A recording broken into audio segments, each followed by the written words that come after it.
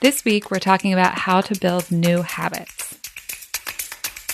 You are listening to Love Your Job Before You Leave It, the podcast for ambitious, high-achieving women who are ready to stop feeling stressed about work and kiss burnout goodbye forever. Whether you're starting a business or staying in your day job, this show will give you the coaching and guidance you need to start loving your work today. Here's your host, career coach Corey Lynn. Hey, y'all. This week, we are talking about how to build new habits, which is one of my favorite things to teach and talk about. I feel like I say that every time. I just really like to teach and talk about all the things I teach and talk about all the time on here, which is why I'm teaching them and talking about them. But this is one of the tools that I've actually been using the longest in my coaching business. But before we get into it, I just want to share something that I think is kind of related to what we talked about last week, which is I haven't been feeling very well, which not my favorite thing, right? I love to feel super well in my body, and yet I have a body that doesn't always feel that way, don't we all?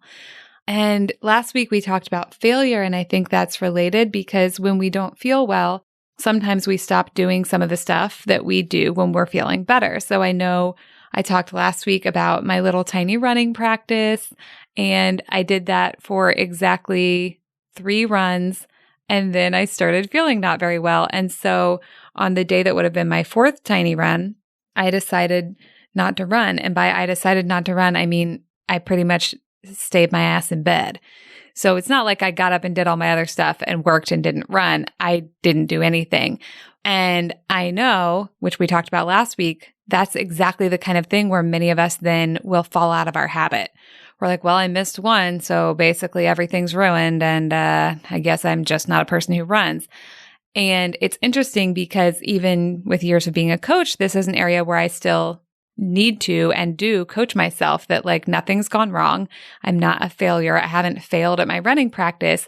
It's part of the flexibility of having a long-term practice, a long-term habit is to be able to make space for when things don't go according to plan and don't go according to the habit, and knowing that I can just get right back to it when I feel up to that. And that's an amazing thing because like I'm always saying all the time, life is always going to be full of these ups and downs. And if we have to do things perfectly, we're fucked because we're not going to be able to do things perfectly. All right. That leads into the tool we're going to talk about today. It's my habit building tool. I call it Too Small to Fail. So you know from last week that I actually think failure is great and something that is required for growth. And if we want to create big things in our lives, get new jobs, start businesses, get promotions, learn new skills, all of that, we're going to need to be willing to fail along the way. But when it comes to habit building, I have this tool, Too Small to Fail, and it's not that failure is a problem, but the whole point of the tool and the naming convention of the tool is that a lot of times when we're trying to build a habit, we try to build it in these big chunks, and the chunks are so big that they're actually really easy to fail at.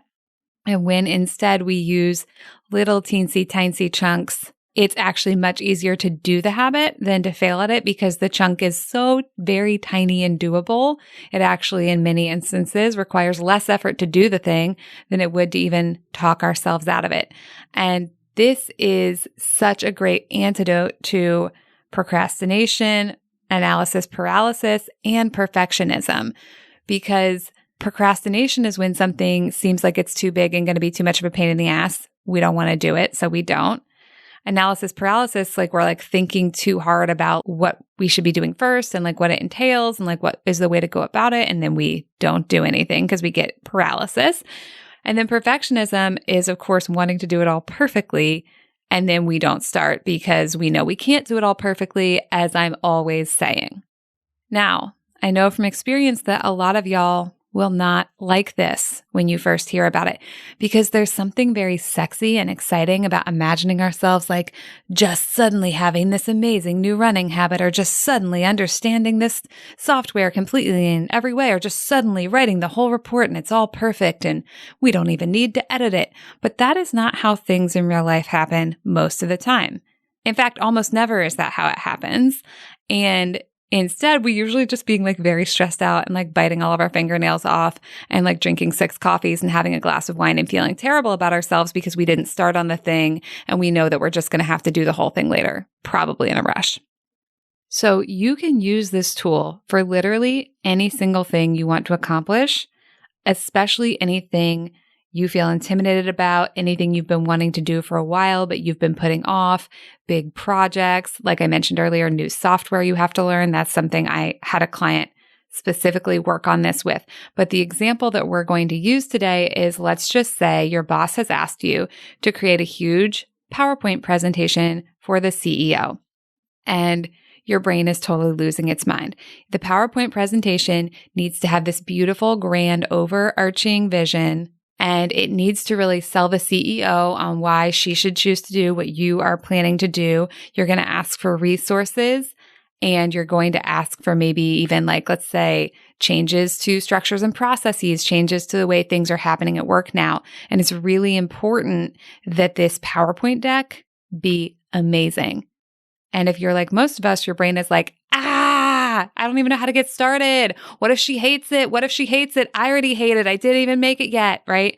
And like cue the desire to just like bury your head in a blanket and watch Netflix. How are you going to watch Netflix if your head is in the blanket? That's not an important question, but I know that that's how all of us are. We're like, I just need a cuddle puddle. I need to comfort myself because we're so scared about this huge thing, this big intimidating task. So instead, what are we going to do? We're going to use the tool Too Small to Fail. Now, when you think about this tool, you're going to like have your big, huge project in mind. Again, we have our PowerPoint for the CEO, and your brain's going to look at that and go, wait, how do I apply Too Small to Fail to this? Like, this is huge. Like, no part of it is small. It all has to be perfect. And your brain's going to like want to get kind of whipped up into a tizzy about it. That's okay. Here's what we're going to do though. What you're going to do is you're going to ask yourself, what is one tiny thing I can do to get started on this? And like the tiniest thing you can think of, divide it in half again. So most people, when they come to me, they'll be like, well, the tiniest thing I can do is write an outline of the entire presentation and everything it needs to accomplish. That is not the tiniest thing you can do. That's not even remotely the tiniest thing you can do. That's a huge thing. Your brain still thinks that's too big. It doesn't want to do it. It's still stressed out. So instead, it's like, what if you started by setting aside like literally 5 minutes in your workday today? 5 minutes, people. Everyone has 5 minutes. I don't care how busy you are. You can find 5 minutes to set aside to this. And just ask yourself, what are 5 things I need to make sure I include in the presentation? Not the 5 most important things, just 5 things I need to make sure I include. That's too small to fail.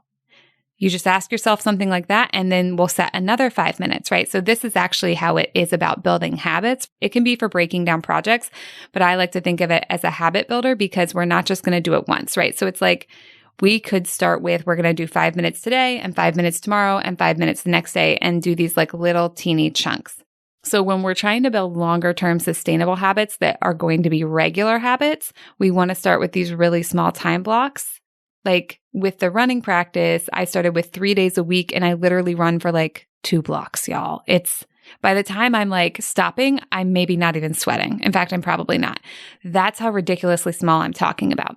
So again, if you're trying to build something sustainable that's going to be a habit in your career, you want to start with these super small chunks of time, like maybe once a week, 3 times a week, maybe every day. I don't want to see you doing anything more than every day. Now, if this is a project-based item that's not a longer-term sustainable habit, then we can approach it a little bit differently. And then we're also going to think about when's the deadline that the thing needs to be done by. There's no deadline that my running practice needs to be done by. That's just a habit I'm trying to build into my life. I'm going to build that extra slow and really extra sustainably because I know that when I push that too hard, then for me personally, I'm like, no, well, I don't feel like it. And then I'll just stop. So that's one where I have to take it incredibly slowly in order to make it sustainable. In the work life, sometimes it's a little bit different. If you need to be up to speed on a certain software in, let's just say 2 months' time, then you're going to plan back from that and you're going to do Too Small to Fail with the given timeline you have. But you want to start at least at the very beginning with something that feels too small to even give up on. Like you want it to be so easy. It's just a very easy win. When you think about it, you like don't feel stressed in your body. You feel relief, like 5 minutes. Anyone can do that. 5 bullet points. Anyone can do that. And then we build up from there. So, let's say, I know I'm switching examples. Let's switch from the presentation for the CEO to the software example. If you need to know the software in and out in 2 months, we're going to start with these super small increments of time, and you're going to get those quick wins. You're going to be like, oh yeah, I said I was going to do it today for 5 minutes. I did it, 97,000 points. I'm awesome. And then you're going to do that while it feels easy. And then we're going to start ramping up. So the idea is not that we always only do 5 minutes forever. The thing is, going from 0 to doing 5 minutes is actually a huge step because it's going from nothing to something. Once you already have the habit of doing something, any level of something, even teeny tiny something, it's much easier to build that up into longer chunks of time.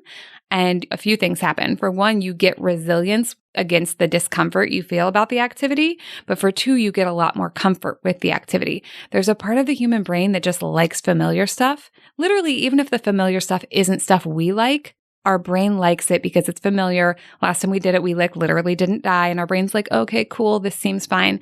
So when you start with too small to fail, you're able to go in and build that familiarity in those little teeny increments, in the little 5-minute increments.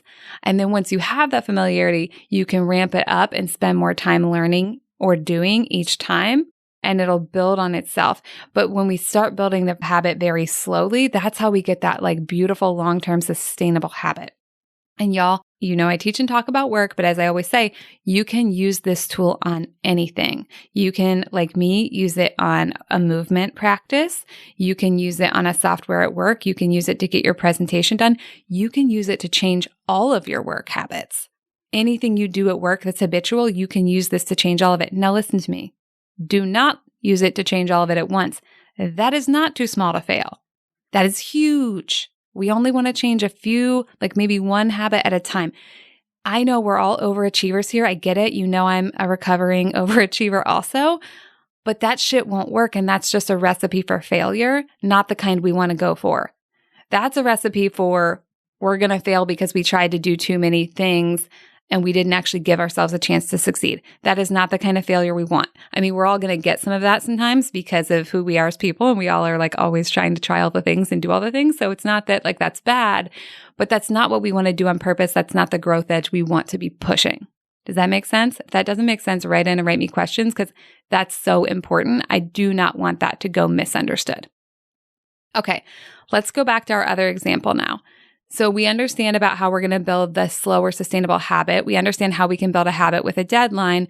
Then there's also a project. A project is kind of like a habit with a deadline, except for the habit might go away after the deadline. If we're building a new skill like a software by a deadline, we're probably going to keep using that software skill after the deadline of when we need to learn it by. If we're making this big presentation for the CEO, we are thinking about how do we create increments of work that are too small to fail and still get the project done by when the CEO needs to get it. Here's the thing though, even if you're not always going to be building decks for the CEO, whatever you practice and learn while you build this deck can be an overall habit that you can create for your work life that can be useful. So whatever habit you're creating with too small to fail here on whatever timeline you have until you need to present that to the CEO, even if that particular task will go away once it's completed, you can think about this is how I do work. This is how I do work in my job, regardless of if the assignment is build this deck for the CEO or if the assignment is go collaborate with this other team to come up with compelling solutions for XYZ problem that we're having in the marketing funnel. It really doesn't matter because the way we do one thing is the way we do everything. If you know how to set up a habit at work, or in your life in any area, that's going to work for you in every area. Okay, but I know that what all of you are wondering is, well, what if I don't have enough time to do too small to fail? I don't have enough time to do just 5 minutes today and 5 minutes tomorrow and 5 minutes next week because I have to turn this thing around in 24 hours and I'm about to lose my mind with stress. Good news is I have an answer for you. And it's still too small to fail. It's a little bit different when you compress it like this. Here's how I would think about it. With some stuff, like building a long-term sustainable running habit, you really need to do too small to fail in the way I've explained it because you're building up the habit, you're building up the muscle mass, you're building up the capacity, you're building up your airways, all of it. right? But for sometimes, like when we're doing a work project and we just need to get something completed, you can use too small to fail as just an entry point. So a lot of times what will happen is when we get that big thing and it has the tight turnaround, we'll kind of, I don't know if you do this. I'm guessing you do, but I used to just kind of spaz about it, right? Just be like, how do I even, right? What do I do? It's kind of like the example with the big PowerPoint. Let's just pretend that needs to be ready in 24 hours. Then we're still going to go back to what I mentioned earlier, which is what's the access point? What's the too small to fail access point, even if we're not going to stop after 5 minutes? So the too small to fail access point there might be, okay, what are 5 bullet points that need to be included? Okay, what are 5 more bullet points that need to be included? Okay, what are 5 more bullet points that need to be included? Okay, is this all the information that needs to be included? No. What else? Yes. Okay, let's put the bullet points in order, right? Whenever we have a limited amount of time to do something, which by the way is, always, then we just have to figure out what's the good enough version of this that we can do in the time we have. And when we get too obsessed with making things perfect, then we don't make it the good enough version because we usually hyper focus on one little area and then everything else is kind of like, right? So instead, we want to think about getting each part to the good enough place so the whole thing can be good enough. Also, I think that you will find that when you just get started on stuff, a lot of it does come more easily. A lot of times what I see is that the part that is the most painful for most people is the part when they're feeling stressed before they get started. If they just get started, then they have a lot of ideas and they know how to get things done.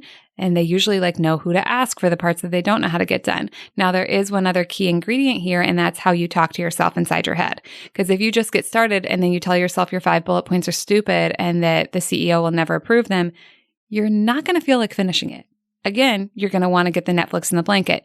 So this is key. Too small to fail, and speak kindly to yourself. That doesn't mean you lie to yourself and say, these bullet points are amazing. If you're like, these bullet points are actually only okay. It just means that you don't kind of shit all over yourself. Okay. Just don't be an asshole to yourself. If your work needs to get better, make it as better as you can in the time that you have.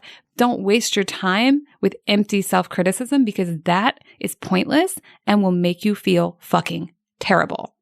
Also, it'll make it a lot less likely that you'll finish the thing and have a good final product. Okay? Okay. So let us review. When you want to build a long-term sustainable habit, do something on a deadline, finish a project at work, anything you want to do that you're not already doing, you could even use this to speak up more in meetings. The too small to fail there might be okay, in this meeting, I'm going to say 3 words. And I'll do that in the next 6 meetings. And then after that, I'm going to say 6 words. I realize I'm getting really granular and specific, but that is actually the way to do this because if you're I'll just say a little bit of stuff, then you never know if you did anything or not. You never know if you met your goal. So this kind of calls back to the goal episode where I also mentioned too small to fail, which is we need to have clear deliverables so we can see that we've done what we said we'll do, and then we feel good about ourselves, and that galvanizes us and gives us energy to keep going. Okay, so I was reviewing, and then I got distracted in my own review. Here is the review. To do too small to fail, what you want to do is take the smallest thing you can imagine doing, cut it in half again, and then schedule it on your calendar. And if it's something that's a longer term habit, you want to put it on your calendar for little tiny chunks of time, regularly interspersed until that feels easy. And then you can double it or triple it. And you want it to always be what feels easy and then make it a little bit bigger and then make it a little bit bigger. And your brain will definitely say that this isn't enough and won't make a big difference, but this is actually how sustainable habits are built. I've used it to build all kinds of sustainable habits in my own life, and I still do when I want to build new stuff or when I need to rebuild something after being sick for a while, say.